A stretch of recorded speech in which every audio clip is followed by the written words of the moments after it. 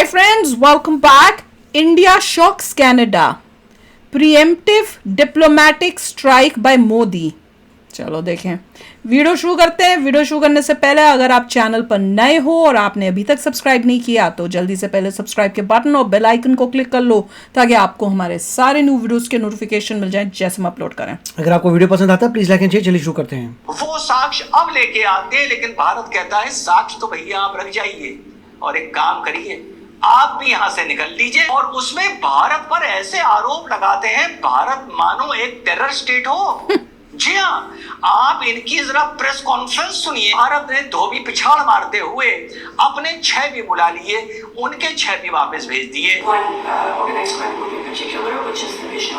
तो साथियों, भारत और कनाडा लोगों ने नहीं दिखाया था क्या था, मैं तो समझ नहीं है। उसने कल 2 दिन में नई गिरावट देखी या यूं कहें एक नया उछाल देखा।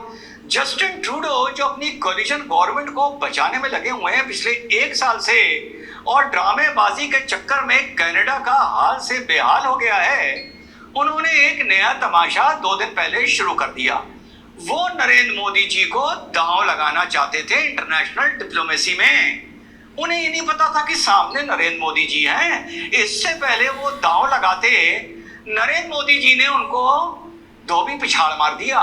जी हाँ साथियों, इसी पर है आज का वीडियो, जो ये फिलहाल जस्टिन ट्रूडो ने डूबते हुए कनाडा और अपनी साख को बचाने के लिए फिर से एक बार पुनः नया तमाशा शुरू किया है, उसकी तो बात करेंगे।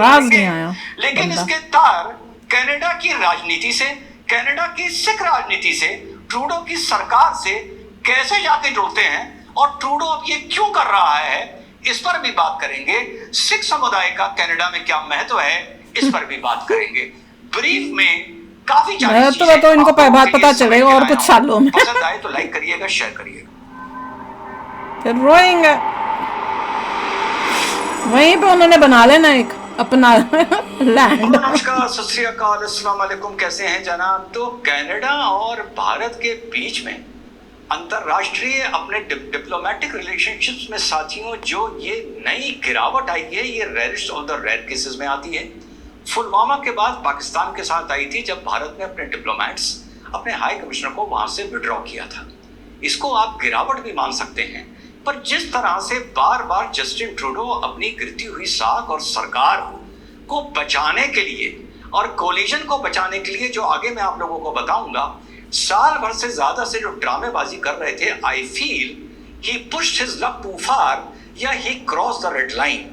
थोड़ा पीछे चलते हैं, जून 18, 2023, हरदीप सिंह निज्जर, ब्रिटिश कोलंबिया, जो कनाडा का एक प्रोविंस है जिसका कैपिटल विक्टोरिया है, वहां पर सिख समुदाय में बहुत सम्मानित व्यक्ति माना जाता है।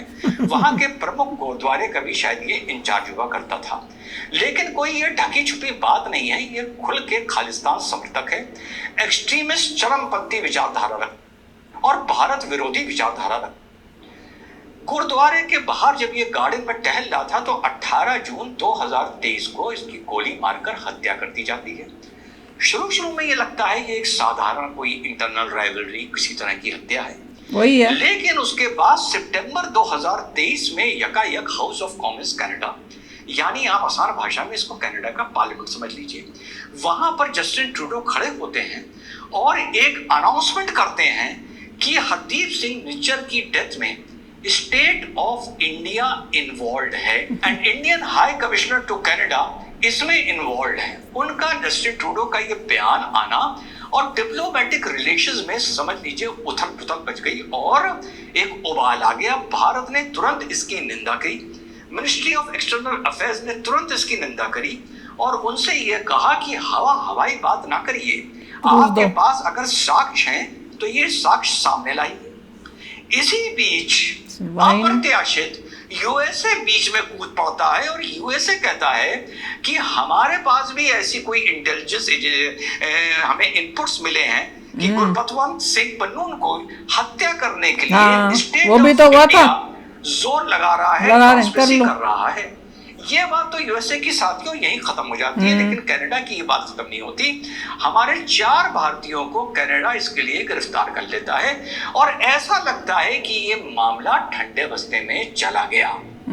लेकिन फिर से लेकिन कनाडा की राजनीति में आज से लगभग 1-1.5 महीना पहले एक करवट आती है, एक अप्रत्याशित घटना होती है। घटना समझने के लिए साथियों हम लोगों को कनाडा के सितंबर 2021 में जो चुनाव हुए थे उनके एक तरह से पार्लियामेंट्री इलेक्शन जो उनकी गवर्नमेंट फॉर्मेशन हुई थी उसमें जाना जरूरी है।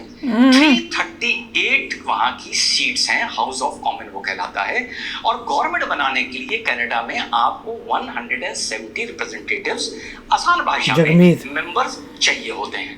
4 वहां पर मुख्य पार्टियां हैं, एक लिबरल पार्टी है जिसको रिप्रेजेंट करते हैं जस्टिन ट्रूडो, एक कंजर्वेटिव पार्टी है, एक क्यूबिक पार्टी है और एक न्यू डेमोक्रेटिक अलायंस है।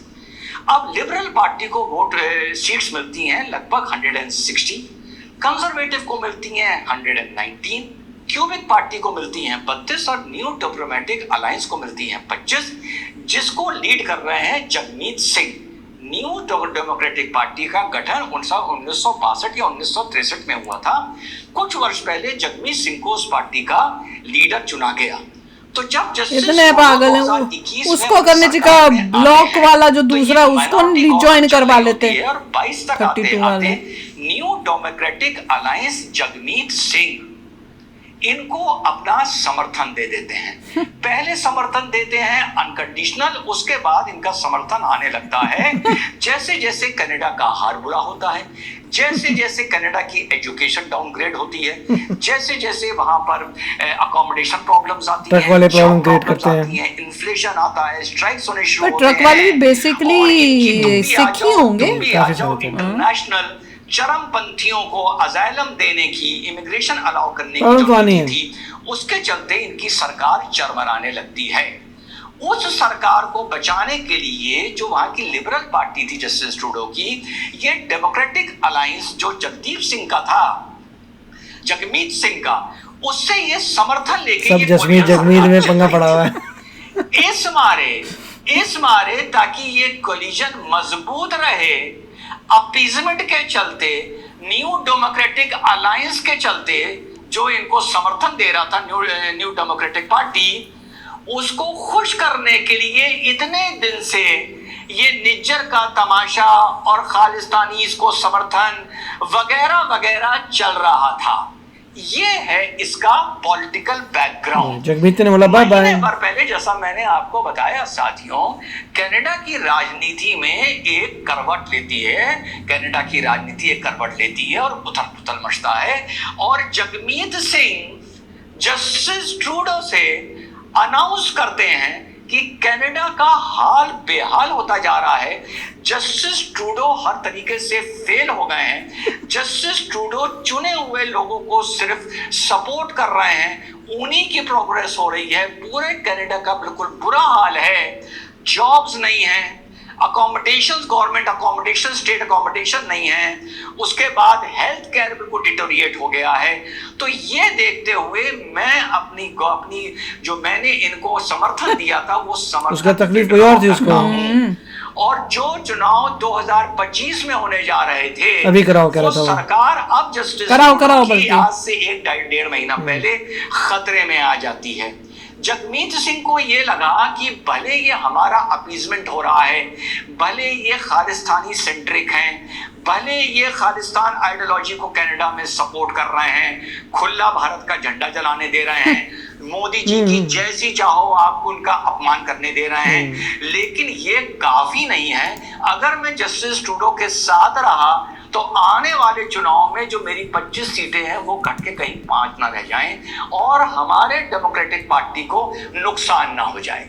तो 1 महीना पहले जो जगमीत सिंह ने अपनी सपोर्ट को विड्रॉ किया, तो जगमीत सिंह को अपीज करने के लिए या कनाडा की सिख समुदाय को अपीज करने के लिए जो परसेंटेज में भले वहां पर 2.5% हैं, इकोनॉमी को कंट्रोल करते हैं, वहां के कंस्ट्रक्शन बिजनेस को, मैन्युफैक्चरिंग बिजनेस को, वहां के होटल्स को, वहां के रेस्टोरेंट को, पार्टीज को फंड करते हैं। अच्छा खासा क्लाउड और असर है कनाडा के समाज और वहां की राजनीति पर। उनको अपीज करने के लिए बड़े अफसोस की बात है कि उनको अपीज करने के लिए खालिस्तान की आइडियोलॉजी को अपीज किया जा रहा है। ये एक अलग मुद्दा है, इस पर हम कभी बात करेंगे। तो ये जो पूरा दूसरा ड्रामा 2 दिन पहले कनाडा ने खेलना शुरू किया, ये डेमोक्रेटिक पार्टी को, जगमीत सिंह को और कनाडा के सिख भाइयों को खुश करना, अधिकतर बोलूंगा, अधिकतर सिख भाइयों को जो चीजें सामने आती हैं उसको खुश करने के लिए ये चीज खेली गई है। तो हमने पहले ही बोला हुआ है कि ये सब पॉलिटिकल गेम्स है। इस ट्रूडो को अपने देश की कोई परवाह नहीं है। अगर कोई अच्छा लीडर होता, वो ये चेक करता कि ये कैसे लोग हमारे देश में आ गए हैं, जिन्होंने अब हमारे देश को ही कंट्रोल करने लग गए हैं। उनके बैकग्राउंड चेक ढंग से कराता कि इनके बैकग्राउंड कोई फिशी बैकग्राउंड तो नहीं है, इनके कोई ऐसे रिकॉर्ड्स तो नहीं है। ये बताओ, इलीगली आए हुए बंदे को कैसे सिटीजनशिप मिल सकती है? जो इतना बड़ा फ्रॉड बंदा कि किसी और नाम से आए, उसके बाद किसी शादीशुदा औरत के साथ शादी करके सिटीजनशिप गेन करने के लिए वो चाल चले, तुम उसके बावजूद उसकी तुमको जब ये पता चल रहा है तो तुम्हें उसे सिटीजनशिप वापस लेके उसको वापस भेजना चाहिए, डिपोर्ट करना चाहिए। खासकर जब इंडियन गवर्नमेंट उसके पीछे पड़ी हुई और कह रही है कि इन लोगों को भेजो, ये एंटी इंडियन वाले लोग हैं, इनको भेजो। तुम उनको भेजने की जगह तुमने उसको फिर भी रखा है, और जब वो मरा है तो तुम उसके मरने का दुख बना रहे हो और इंडियन गवर्नमेंट के को उसके लिए बोल रहे हो कि जो तुमने किया है। मतलब हद की। इससे दिखता है कि कितना कोई घटिया लीडर हो सकता है उस देश के लिए। देश का क्या होगा? डूबेगा। मैं तो यही कहूंगा कि अभी तो इंडिया ने शुरुआत की है। आपने अपने डिप्लोमेट्स को लेके आए हैं, कनाडा के निकाल दिए, उन्होंने बेसिक टिट फॉर टैट वो लोग करेंगे, मगर उसके बाद क्या होगा ये देखना है कि क्या फिर दोबारा से वीज़ा पे रिस्ट्रिक्शंस आएंगी, ट्रैवलिंग पे रिस्ट्रिक्शंस जाएंगी, ट्रेड टूटेगा। That is what you see कि कैसे एक्चुअली कनाडा पे इसका इम्पैक्ट होता है।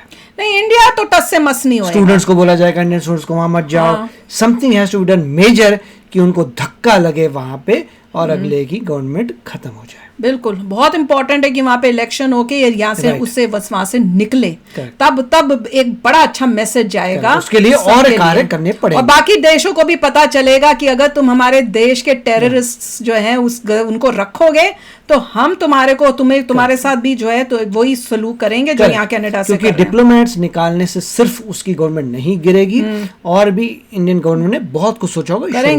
करेंगे, देखते जाओ। तो चलो यार, अभी शेयर करना अपने थॉट्स। चलते हैं, मिलेंगे नेक्स्ट वीडियो में बहुत ही जल्द। Till then take care and bye bye. तो अगर आप मेरे इस चैनल पे नए हो तो जल्दी से सब्सक्राइब के बटन को हिट करो और बेल आइकन को क्लिक करो, ताकि आपको मेरा जब नया वीडियो मैं लगाऊं आपको उसके बारे में जल्दी से पता चल जाए।